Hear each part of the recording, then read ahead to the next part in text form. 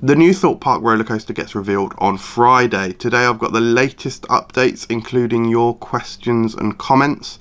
Let's get into this. So first of all, one thing I hadn't realised when I filmed the original video was where the actual rumour originated from. It was this channel here, and I'll link that video in the description, because one of the key details about this rumour about the B&M Multi Coaster purchase that Merlin have made is because they will be retracking Nemesis, which makes perfect sense. Nemesis is one of the most historic rides in the UK, probably the most famous, world famous ride in the UK, and probably the most important coaster in the UK, and so important to Alton Towers. They can't really remove it. They would have to retrack it, and that's easier said than done, but I can't envision them getting rid of Nemesis. They would have to retrack it, and so I think that adds so much weight to that rumour.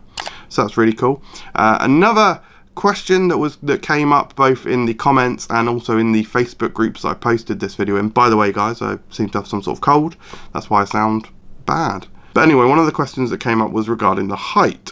A few people said that there's no way it's going to be a hyper because there is building regulations. I believe that those rumours are false. I don't think there's any restrictions on THORPE Park, certainly not in regards to like building near Heathrow Airport or anything like that. However, one guy did mention that they did need to get special permission for stealth, and that is why it's got that colour scheme where it tapers off into white at the very top, is due to the visibility. So I had a look on Google Maps, and I went around sort of the rough perimeter of THORPE Park and all sort of the viewpoints into it, and really there's only one sort of really local place where you can see into the park. Obviously you can see stealth for a long way away from further back, but really for the local residents there's not much immediate viewing into THORPE Park, and particularly when you compare the site of this new coaster. Yes, is rumoured to be higher than stealth, but actually the viewpoints into it are not as clear. There's like one clear point on the intersection between the M3 and Staines Road, but apart from that, visibility is not that high, and so I think that's really interesting. And then the final question that came up, sort of more that I have than anything really, haven't heard any rumours on this, but whether the coaster is going to have an IP or not. What's an IP? Intellectual property. If we look at the last several rides or attractions that have been built at Thorpe, obviously we had Black Mirror Labyrinth, that is an IP. We had The Walking Dead, the ride, that is obviously an IP. You look at Saw the Ride, that's a coaster which had an IP. Of course the Swarm didn't, and there's in fact the majority of Thorpe's coasters don't have an IP, but it does seem to be the trend that with the more recent rides, Derren Brown's, they've all got an IP. I don't want to see an IP on this ride. I think I'd rather see something original. If it's going to be such a big deal for the park, I'd rather them not be sort of pinned down with an IP, but I'd really welcome your thoughts in the comments. Anyway, let's have a look, because I've rustled up 3 more layouts. Before I look at the actual layouts themselves, I basically had a look at some of the other B&M hypers in the world and the different kinds of styles. So I'm not actually sure which ride this is. Is it Nitro or Goliath? Probably one of the Goliaths, because sort of every coaster in the world is called Goliath. But this is a very traditional out and back B&M Hyper. It literally goes out in one direction and it comes back. In terms of like width, it has a relatively small footprint, but obviously in length and actual overall size, it covers a huge amount of distance. Because of the land that this new THORPE Park coaster is going on, I don't think we're going to see anything too similar to that. Now this one is definitely called Goliath. This is more of a sort of elongated and sort of spaghetti layout. I don't know if that's the official term, but as you can see, it sort of has more of a circular, or rather circuit at least, layout. It does have sort of this out and backy style element towards the bottom, but yeah, that's cool. A bit more interesting, I'd say. If you look at Mako, this again is basically an out and back. I said it in the previous video that I did, I think this is going to be pretty similar to what we're going to see at Thorpe, especially with the banking and the turns and the swoops. However, if you look at one of the more recent hypers, or actually a Giga, this is Orion. This may even be the most recent B&M tall coaster, basically, I think. It opened last year, right? I think we may be seeing something more similar to this. Certainly in terms of style. It covers a larger distance without being anything crazy. And if you look at this trend of these coasters from the older ones to the newer ones, there's way more banking and way more interesting turns, especially if you look at like the first airtime hill on this. It's sort of banked all the way over. And it's just a more interesting layout. And also, I'll throw something else in there, guys. Giga. Is that even out of the question? I'm not sure. So anyway, let's have a look at these layouts that I've done. This first one is the orange track.